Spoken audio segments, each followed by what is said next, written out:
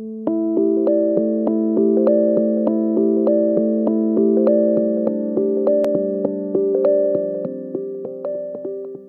evening, ladies and gentlemen.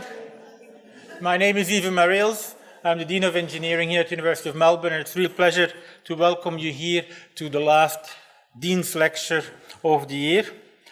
Today's lecture is sponsored across the Faculty of Science, Faculty of Medicine, and Faculty of Engineering because of its topic. Let me first start with acknowledging the traditional owners of the land on which the event is taking place. That is the land of the Wurundjeri people, and we pay respect to their elders, their families, past and present. So thank you for attending tonight, and given the topic, may I just remind everybody that it may be better to switch off your mobile phone whilst we're in this lecture. You can switch it back on afterwards, that's right. I also would like to remind people that tonight we are videotaping, and so when you ask questions, you're automatically going to be recorded, and we'll take your asking question as also a form of presenting consent with being videotaped and audio taped. Let me just introduce Dr. Devra Davis, who doesn't probably need an awful lot of introduction. But Dr. Devra Davis is a visiting professor of medicine at the Hebrew University, Hadassah Medical School, and also in Turkey at the Ondokuz Mayis University. She's an expert studying electromagnetic radiation for mobile phones and wireless transmitting devices at present. She was the founding director of the Center for Environmental Oncology, which was the first such center in the world, and was established at the University of Pittsburgh Cancer Institute. And he was looking at the environmental factors that contribute to cancers. In 2007, she founded a non-profit environmental health trust to provide basic research and education about environmental impact on health hazard. She served as President Clinton's appointee on the Chemical Safety and Hazard Investigation Board in the United States from 1994 to 1999. That was an independent executive branch of the government that investigated all the effects of chemical accidents and how to prevent and mitigate against them. She was also a senior advisor to the Assistant Secretary for Health in the Department of Health and Human Services in the United States, and as such has counseled many leading officials in the United States, United Nations, World Bank, European Environmental Agency, the Pan American Health Organization, and the World Bank.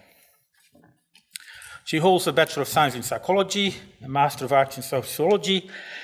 She has a PhD in Science from the University of Chicago, and she has a Master of Public Health in Epidemiology from the Johns Hopkins University.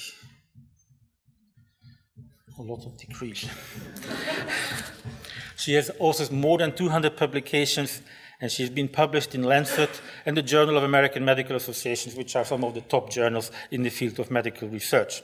And she, of course, has publications in Scientific American and the New York Times.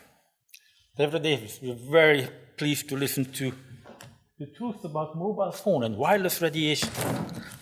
All yours, please.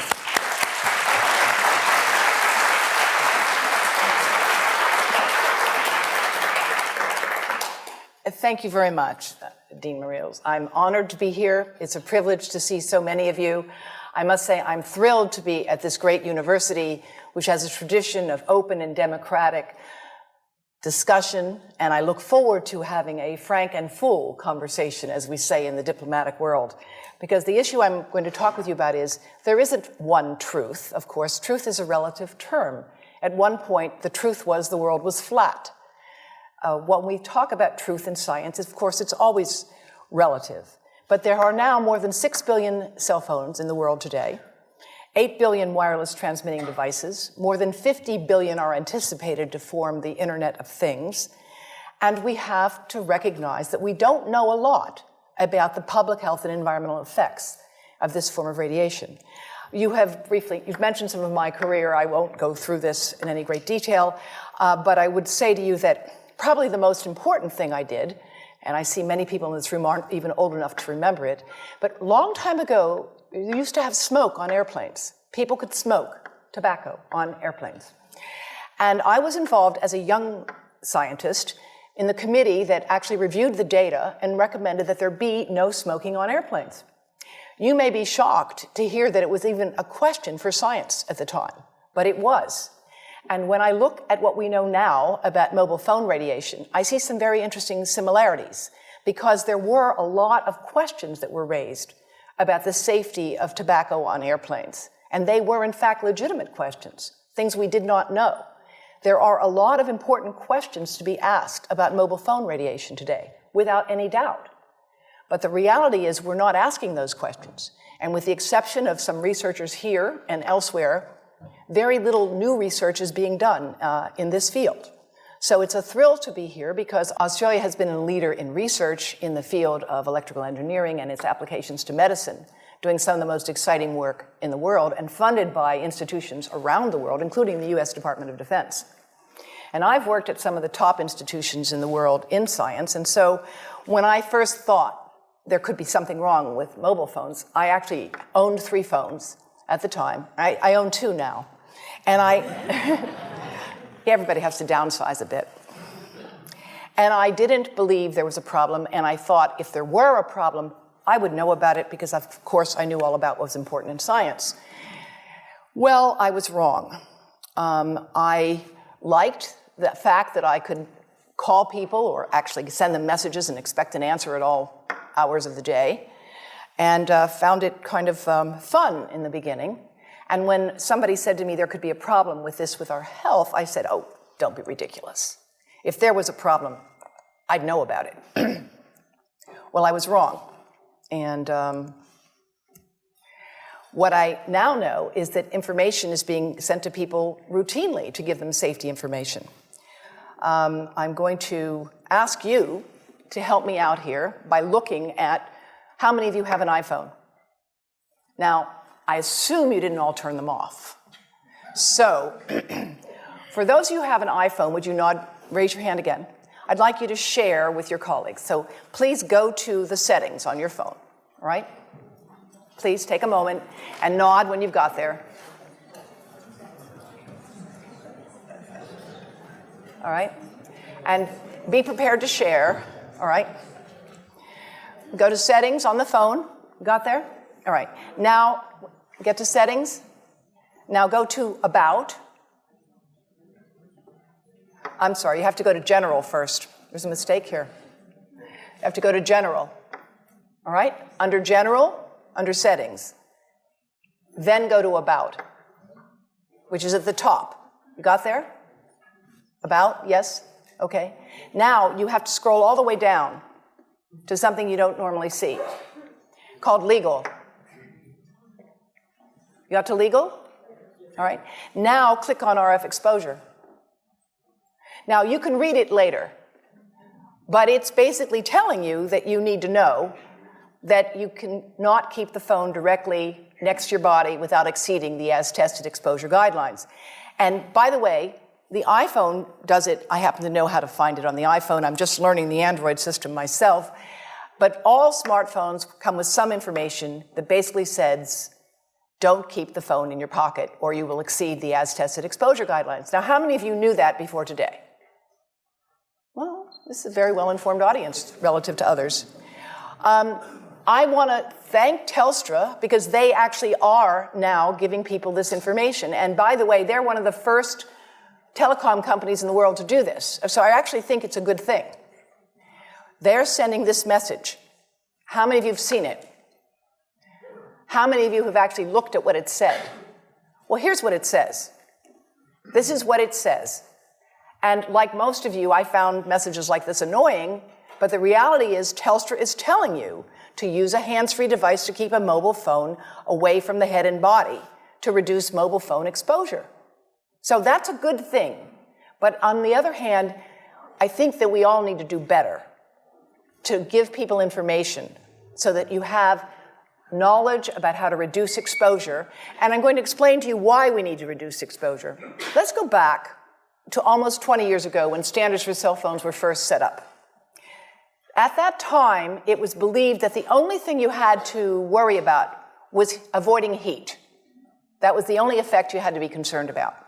And so they employed the head of a very large person, a 220-pound male, who was at the top 98th percentile of military recruits in 1989 in the United States. And they set the standards to avoid heating up that fellow's brain after a 6-minute phone call. Now, there's probably 1 or 2 people in this room with a head that size. But the rest of you, like most of the world, have much smaller heads and relatively smaller bodies. And this standard, which is very much out of date, doesn't take into account the fact that people the size of these 2 bright young people here in the front row are using these devices today with no thought that maybe they're getting exposed to levels of radiation that have not been evaluated for their safety in young developing brains. Now, the electromagnetic spectrum, this is information from ARPANSA, actually goes all the way from the invisible to the visible, ionizing radiation, gamma rays, X-rays over here, and light here. This is from ARPANSA. You will see here they say FM radio, microwave oven, radiant heat. Of course, microwave oven actually happens to be of the same frequency as the cell phone, the mobile phone. The mobile phone and the microwave oven use a very similar frequency. The difference between them is power. The power of the microwave oven is 1,000 watts. And of course, that's power that can heat up a cup of water in maybe 60 seconds. The microwave oven, the mobile phone, the cordless phone, the Wi-Fi monitor, the baby monitor, they all use the same frequency. They differ in power. They also differ because mobile phones and Wi-Fi devices emit pulsed microwave radiation. It's the pulse, not the power, that appears to be biologically most important. The pulse that is erratic and irregular, like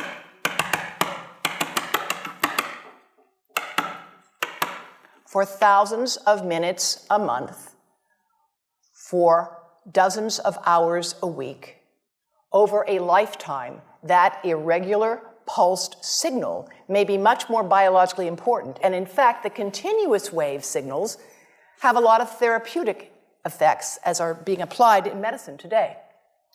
This visualization from my colleague at the University of Athens shows you the variation in frequency, in amplitude, in pulse. All of these variables influence the properties a signal have and how it can affect a biological system.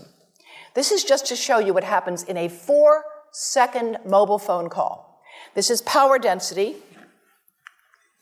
indicated here. And of course, a phone is on standby, it's not doing too much, but 900 times a minute, it's looking for a signal. It says to the tower, where are you? Here I am. Where are you? Here I am. It's smart. That's how it's supposed to do. Now, when the phone rings, the worst time for you to put a phone right next to your head is when you answer it and say hello, because it's smart and it goes to max power. They're programmed to do that. Max power. Now, it's going to go to max power. You're going to listen, and then it will go up and down and up and down. And again, it's that variation. It's the delta. It's the cumulative integrative dose under the curve over a lifetime of exposure that looks to be biologically important. Now, exposure is a kind of funny thing. There's a rather widely distributed paper by Ken Foster and C.K. Cho that said that the exposure of an adult and the exposure of a child is identical, and therefore there's no real difference in how the radiation might be affecting them. Well, let me explain something by showing off my daughter and my granddaughter. My granddaughter is a very light-skinned, red-haired, blue-eyed child. Her skin is very sensitive. My daughter is darker-haired like I am. If they have sunscreen on, they still will get a different dose of ultraviolet light, even though they have the same exposure. Because the exposure may be uniform, but the amount they will absorb differs because the properties of the skin, the property of the eye, the thinness of the skin, and a number of other variables. And those same things are relevant when it comes to thinking about cell phone radiation. Now, way back in the dark ages, when the standards were developed, two-dimensional modeling showed that children and smaller adults might absorb more radiation than larger adults. And this was scalar modeling that has now been superseded, done by Om Gandhi in 1996. Interestingly, and this is why I'm really delighted to be here, Dean, when he did this work in 1996, he was working with support from Motorola and the Department of Defense. And after he published this, he lost all his funding. That's why I'm really happy when you told me that Australia is not America.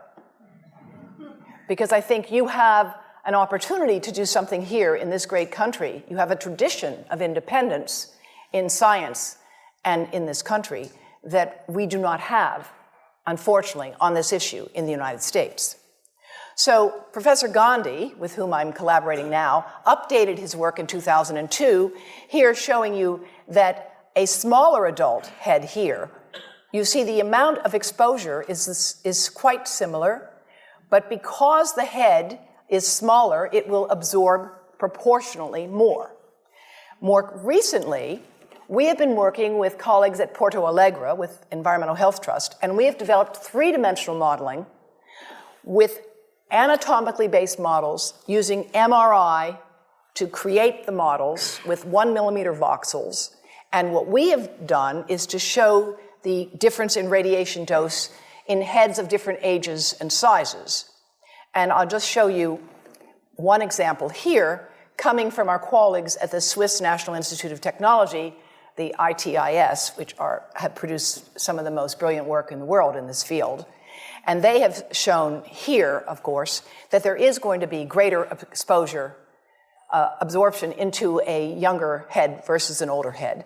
This is another item from their website of target tissue dose for the infant with using a system called the virtual family. Is there anyone here who's worked on the virtual family? Right. It's a really powerful and very sophisticated system that is used today to set standards for medical devices and surgical procedures, but it's not used for mobile phone standards. I find that odd. And I want to show you an example of some of the work that we are doing now that I'm releasing here for the first time. And this is a modeled microwave radiation dose of a 6-year-old with greater levels to the frontal and temporal lobes, eyes and cheek. And watch this here. Now, yellow, white, and red are the hottest, all right? And if you look carefully, you will see it's going into the eye, the nose. Do it again, just so you'll get to see it. And partly into the brainstem. Now, that's just showing you that there's going to be some exposure into that area of a young head. It doesn't tell you that there's any biological effect, right?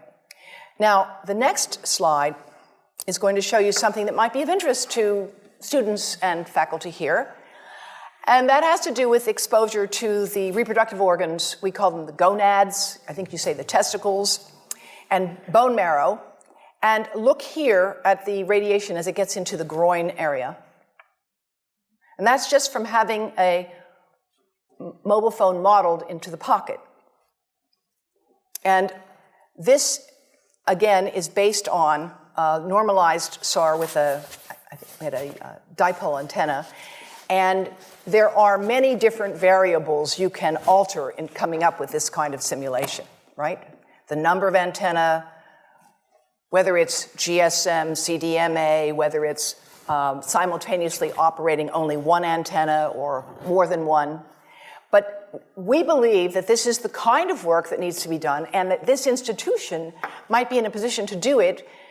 And my colleagues from Brazil would be happy to share with you the modeling that we have done to date to generate this. But based on this work and other studies that have been done around the world, the United States magazine Consumer Reports recently recommended that nobody keep a phone in their pocket.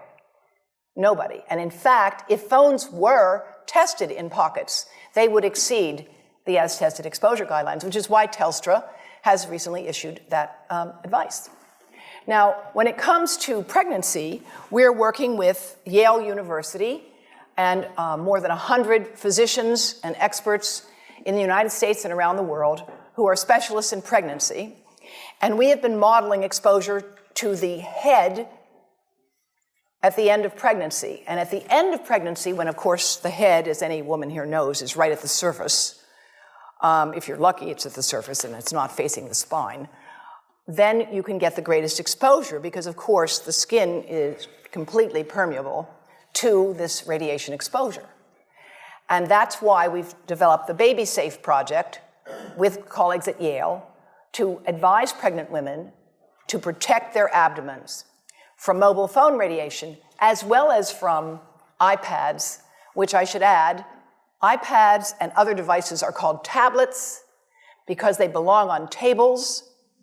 They are tested 20 centimeters away from that big guy that I showed you before.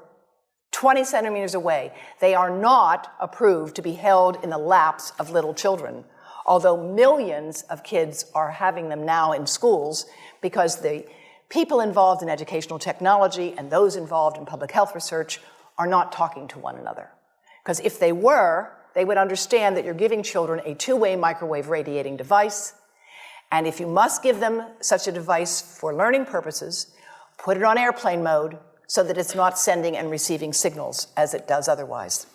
Now, this is some new modeling, again, that we've developed with colleagues in Brazil, and we can share with you how we've done it. We first start out with the MRI and create the model with 1 millimeter voxels, and this is quite a bit of work goes into creating this, and here is what it looks like after a period of 6 minutes.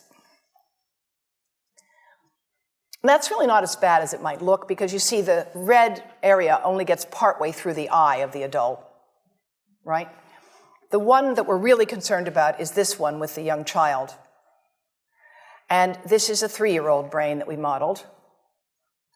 And you see that by the end of that 6-minute call, the peak radiation, yellow and red, is getting all the way into almost both eyes. And again, this is one call, and it's not going to kill anybody. It may not cause any biological effect whatsoever for 1 call or 2 calls or 3 calls. But the question is, what's the cumulative impact of this kind of exposure? How do we evaluate it? How do we study it? The problem we face is that right now, we're in the midst of an experiment on my grandchildren and your children, and we don't have anybody to compare them with. We don't have a control group in science.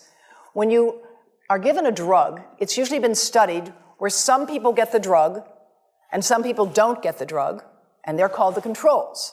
And then you see whether or not those who got the drug are healthier than those who did not. And when you get results, you can conclude if there is a difference between the exposed and the control group, that your drug has worked. Well, when it comes to mobile phone radiation, we've lost our ability to have a true control group. Even now with young children, more than half of young children today have access to these devices. And I read this morning in the Age that something like 13% of children age 2 can order their own apps. I mean, I find it hard to imagine how a parent would give a child age 2 a device which was allowing them to order their own app. So, where are we with respect to research on infants, toddlers, and young children and pregnancy? Well, there's almost no research underway, which again is why I'm delighted to be here to talk with you about what could be developed. Believe it or not, this is the iPotty. Now, this is not a joke. I have actually talked to grandmothers, I'm one of them. My grandchildren did not have an iPotty, I promise you. Their father sometimes acts like he did. A lot of people today take devices into the bathroom all the time, but there are actually young children who will not go to the potty without their iPad. Does anybody know anybody like that? Any kids? Yes. Is that amazing? And nobody's even thinking about this as what it might mean for radiation exposure. And Parent Magazine called the iPad the best babysitter. I mean, if you need an iPad for a babysitter, you need to rethink having children. I understand giving cranky children something to distract them on a long car trip. But please, put it on airplane mode. Don't think that you're doing something good for your child if you hand them a device and it's a two-way microwave radio. Now, I want to show you something that you may find hard to believe, but of course, anybody who's been around babies lately knows that this is what they do with anything you give them. That's how they learn things. They put them in their mouths. But this is something that you have to watch to believe it.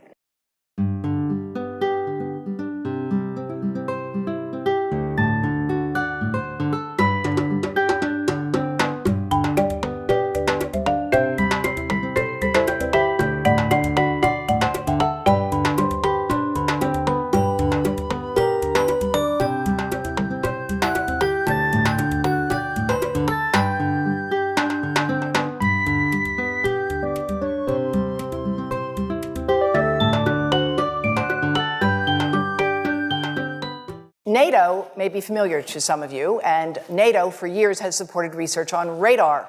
Radar, of course, gave birth to the microwave oven. How many of you know that? Okay, the first microwave oven was called a radar range.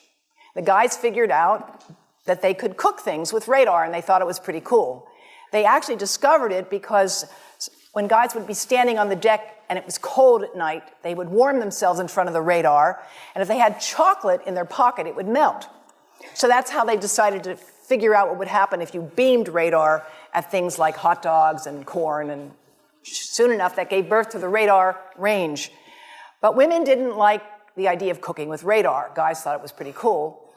So they rekindled the name to microwave. It sounded dainty and more palatable. And nowadays a microwave oven is a staple around the world. Experimental studies have been supported by NATO on radar for years, and one of the laboratories they've supported is that of Professor Nesrin Sahan and her colleagues. And the Environmental Health Trust convened an international conference with her laboratory partners and the Ministry of Health of Turkey in 2011, and I want to show you briefly some of the work that developed from that laboratory. This is showing you cellular damage that occurred in animals that were prenatally exposed to mobile phone radiation that was produced by a computer simulating the mobile phone exposure under controlled conditions, right? So, because you can't really get rats to make phone calls. You've got to model the exposure. And what they did is they measured in, these are your controls that you compare things with, and these were the exposed. Prenatally exposed, just 15 minutes a day for 7 days. Not much exposure. But these are small animals, and they grow within 3 weeks. They reproduce. And what they were able to study was changes in liver malonaldehyde, which is a measure of peroxidation, is a measure of damage to the liver, right? So these animals basically had significant damage to their liver if they had been exposed prenatally compared to controls. Now, another group in Turkey has looked at prenatal effects on the brain and the testis. And, you know, a lot of countries, this is a very important research that has been done here. And they looked at counting the number of cells in certain areas of the brain, the hippocampus, which is a critically important part of the brain. And since I see there's a lot of non-expert here, and let me just explain that your hippocampus is pretty important to things like memory, balance, things like that. So studying effects on the hippocampus in animals is kind of a good way to anticipate effects that might develop on intelligence and other things. And they looked at newborn rats after they had been exposed prenatally and compared those who were exposed to those who were not exposed. And they looked at their brain cells, the number of cells, their shape, etc., with established methods for testing this. And this article was published in Brain Research, which is a relatively high-impact journal. And what they showed was that prenatally exposed newborns have basically fewer cells in the hippocampus. Here's the exposed, missing some cells, and here are the controls, which they're compared with. And you can see here that these cells are, there's more of them. Here they're more scattered. And in fact, they did another test of memory Now, how do you test memory in an animal? You don't have them fill out the crossword puzzle. You test memory in an animal with well-established protocols of learning. You teach them to run a maze and get a food reward, and you see how long it takes them to do that. And what they did, it's a radial arm maze. They trained these animals who were starving to get a food reward, right? And after they did that, they then saw how long did it take them to learn this if they had been prenatally exposed to mobile phone radiation. And what they found was that newborns that had been exposed took 3 times as long to find their way out of an experimental maze and made twice as many errors. And this, again, is a statistically valid method for evaluating learning. Now, closer to home, so to speak, between the brain and the testis, studies have been done here in Australia at Newcastle by a fellow who's now the pro-chancellor of the university. And these studies have been done taking sperm from healthy men. And one test tube gets exposed to cell phone radiation, and one test tube is not exposed to mobile phone radiation. And then the results are evaluated. And this is a measure of vitality. We measure how well the sperm swim. This is a measure of motility. This is a measure of mitochondrial DNA damage. They have 3 times as much damage on their DNA if they have been exposed to mobile phone radiation as compared to controls. And now the issue is, why does it take 500 million sperm to make just one healthy baby? It takes a lot of sperm to make a healthy baby. The answer is because sperm don't know how to ask for directions. But they are easy to study. And these research has been done in India, in the United States, at the Cleveland Clinic, and around the world. So many different studies have been done on sperm damage associated with mobile phone radiation that in the 7th edition of the textbook, Biostatistics in Medicine, Stanton Glantz concludes that the evidence linking mobile phone radiation to sperm damage is causal, meaning there clearly is a cause of damage to sperm from mobile phone radiation. Now, we have a lot of uncertainties in this field. The truth is, we have a lot of uncertainties, but not about sperm. There, the evidence has become rather strong, and it's become clear, so clear that the Indian government has issued warnings about this, that clinics that deal with reproductive problems are routinely advising young men to get those phones out of their pockets, recognizing that this is a hidden hazard to healthy reproduction. This is the data from the Cleveland Clinic showing that men who keep cell phones in their pockets the longest have the lowest sperm count. And again, there are many other studies with similar results. So we can debate legitimately the question of brain cancer, and I would welcome an open and honest debate about that question. But when it comes to issues like this, there really is not much to debate. And it's interesting that the research on this issue comes from people who are expert in male fertility, who started to treat men at infertility clinics and noticed that this was a major contributor to their fertility problems. Now, experimental studies have been done also in India to confirm this kind of damage, not just looking at prenatal exposure or early life exposure, but taking middle-aged rats, 70-day-old male rats, that's middle age for a rat, and exposing them 2 hours a day for 45 days to a computer-generated mobile phone signal. And those results show lower testosterone, which is a very important hormone for a male. Men and women both have testosterone. Men just need a lot more of it. And also increases of DNA damage as measured by certain enzymes. And the offspring had lower fertility.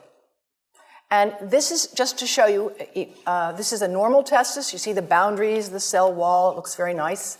And this is after microwave radiation exposure. So there are some pretty stunning images that have been generated in the basic biology literature when it comes to these kinds of effects. Now, The breast. The breast is mostly fat, contains a lot of fluid. Things that contain fat and fluid cook faster in the microwave oven. Now, a cell phone can't cook anything, all right? Mobile phones do not pop popcorn. That was a fraud. They don't make any heat that we know of, otherwise they wouldn't be permitted. But they do go through things that contain fat and fluid. And we are now working at Environmental Health Trust with scientists at the University of California, San Francisco, scientists formerly the president of the American Cancer Society of California, because we are seeing women who keep cell phones in their bras. Has anyone seen a woman put a cell phone in her bra? Hands up, please. Please tell them you've heard now why they shouldn't do that. And here I want to show you our first case report from 2009, and we now have many more. This was a Chinese-American woman who used her cell phone 4 hours a day in her bra for 10 years while she was driving. Now, and you drive with a phone on your body. The phone is smart. It's going to go from one tower to another, and it's going to say, here I am, where are you, here I am.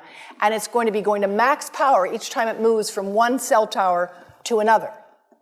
And there it was right next to her chest. And the tumors that developed right under the antenna of the phone. Unusual tumors.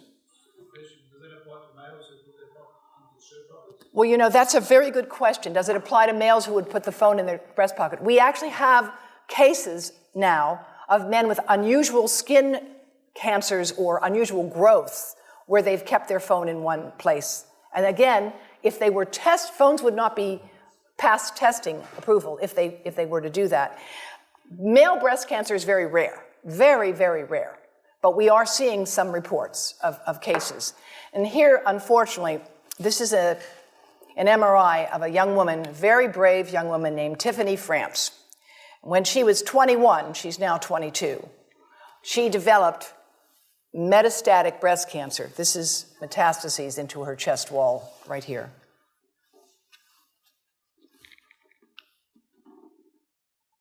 And this outlined the phone. And it was subcutaneous, so it's like right under the surface of the skin. It was not deep within the breast. Most breast cancer occurs in women over 50. It occurs in the upper outer quadrant.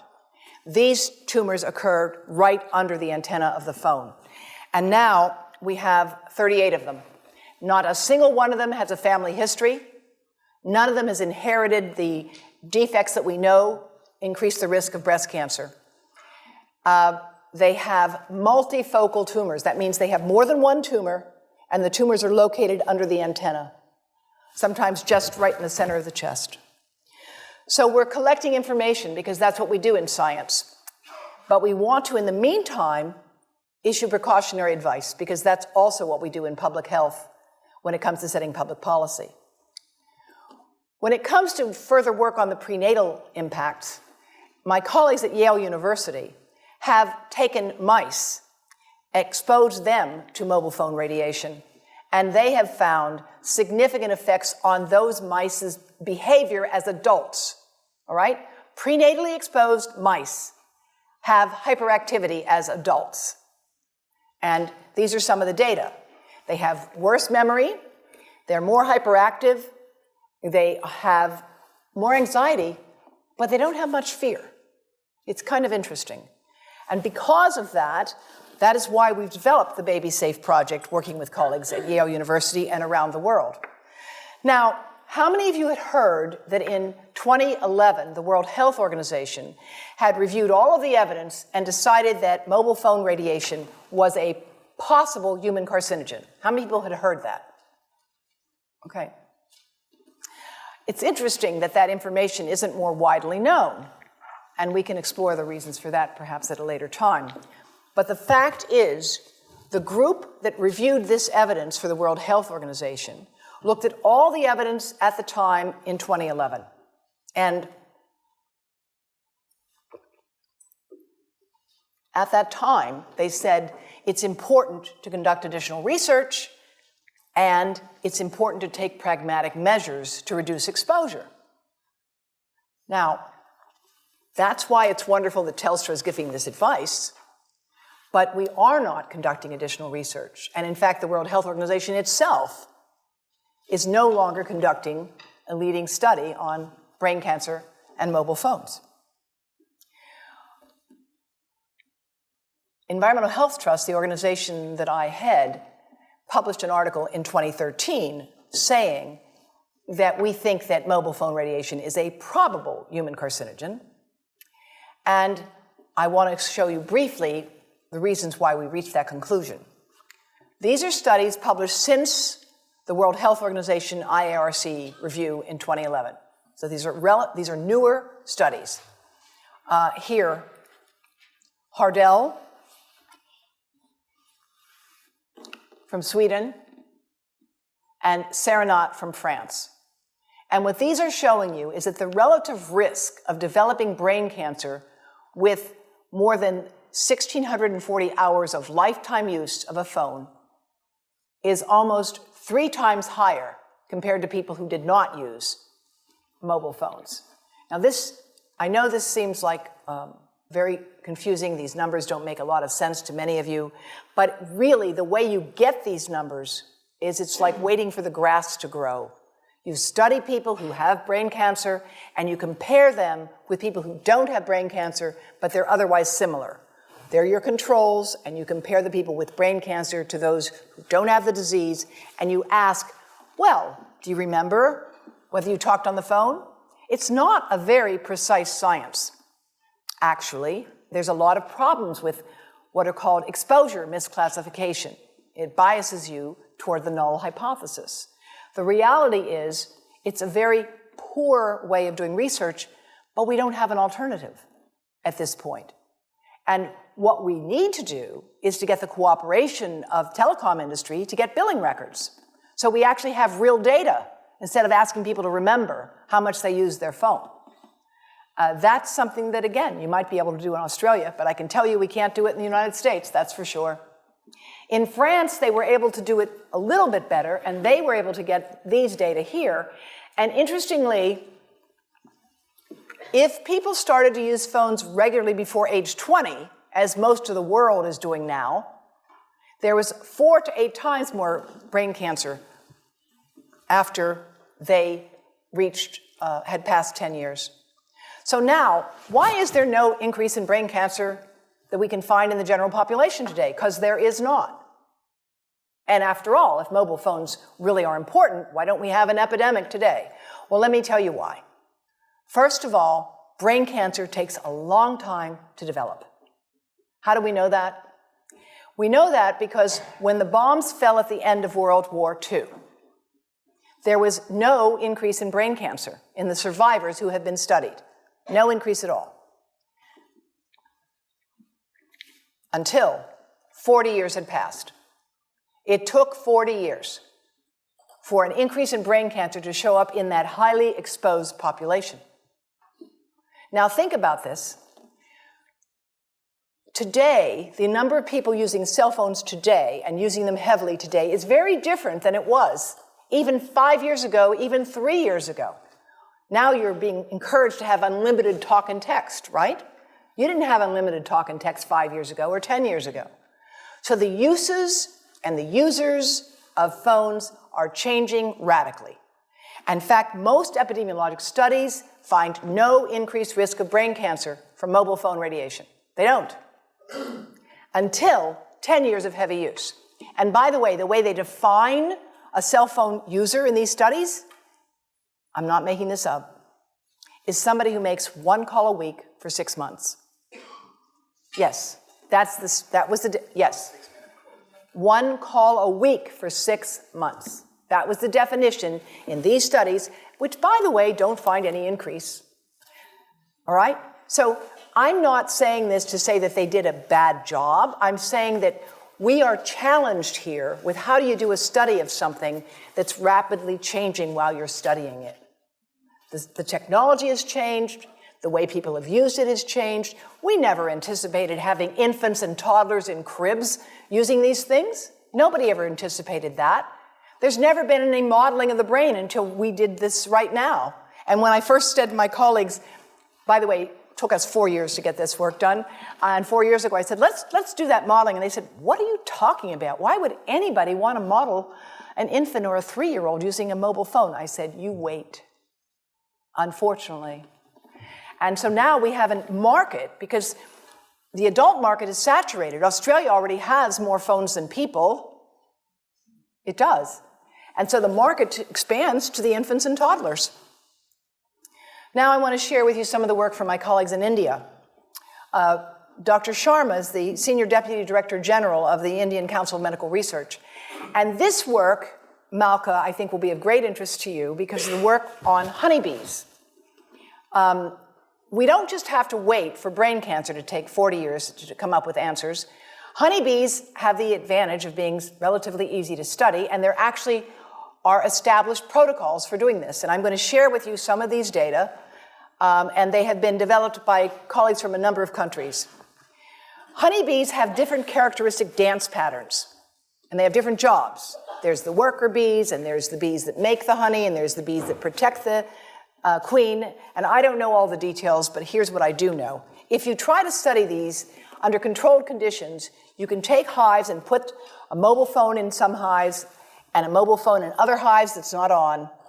And what you can find is that after exposing the honeybees to an operating mobile phone, the workers don't come back to the hives. Now, this ought to be of great concern because agriculture depends on honeybees.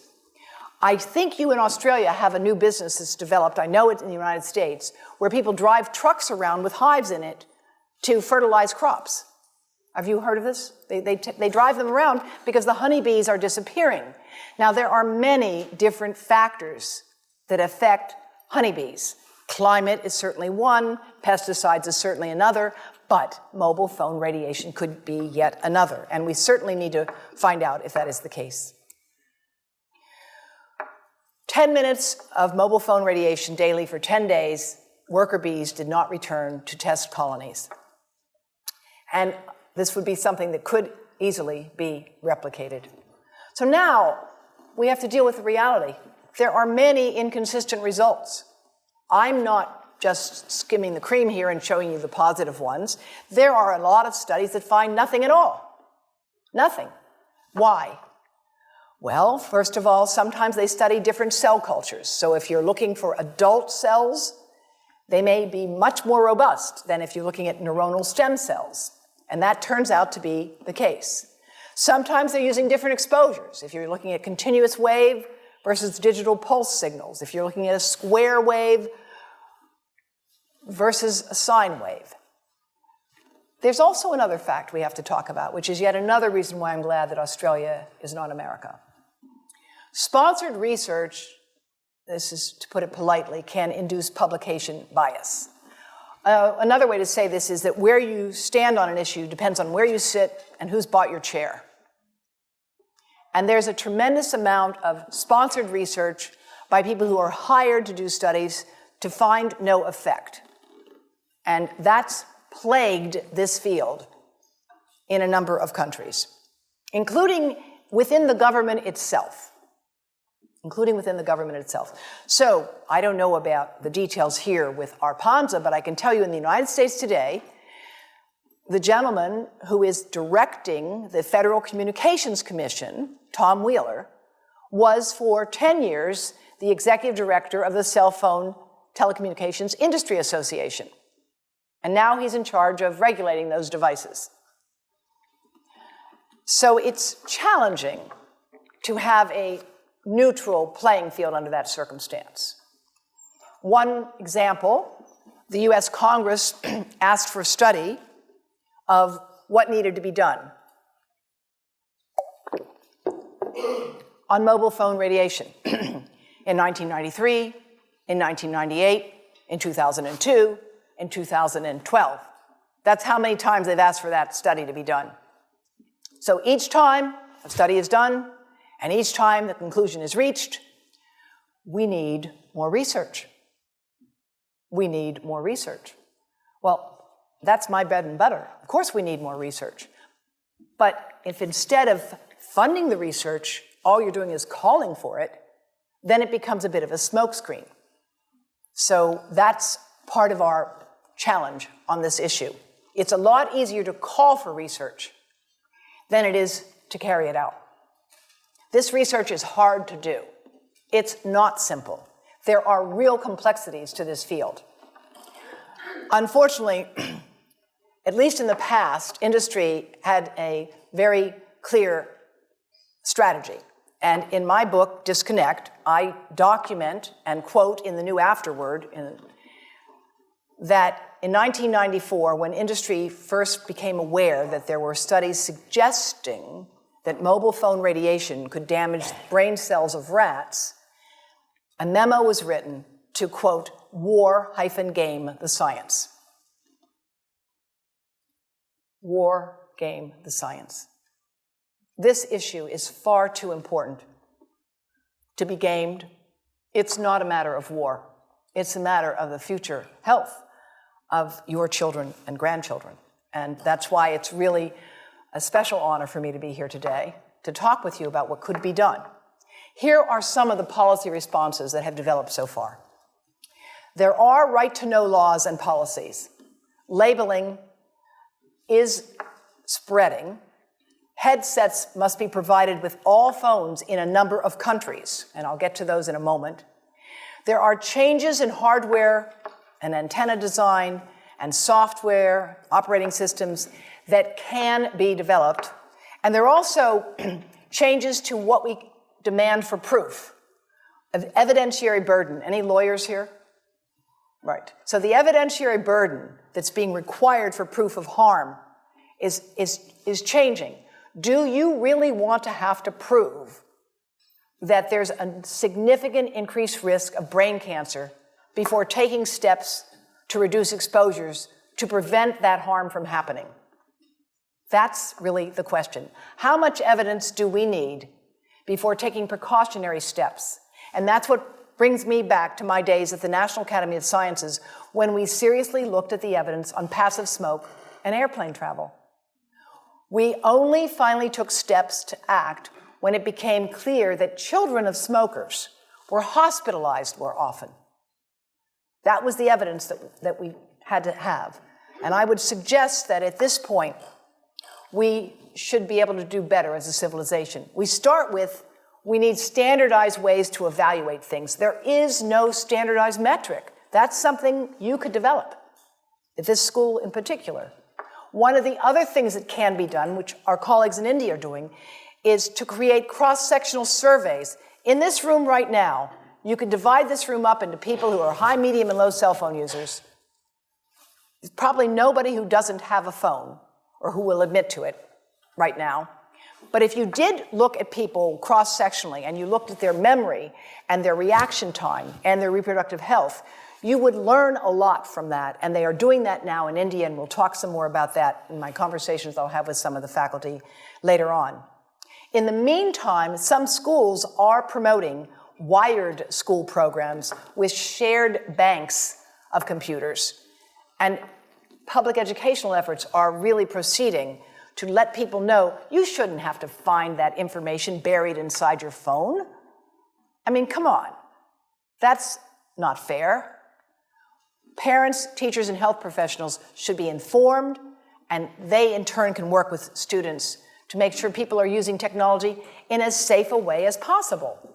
Now, here's some of the other policies that have been developed. In France, there's a ban on advertising to young children, under age 12, by the way.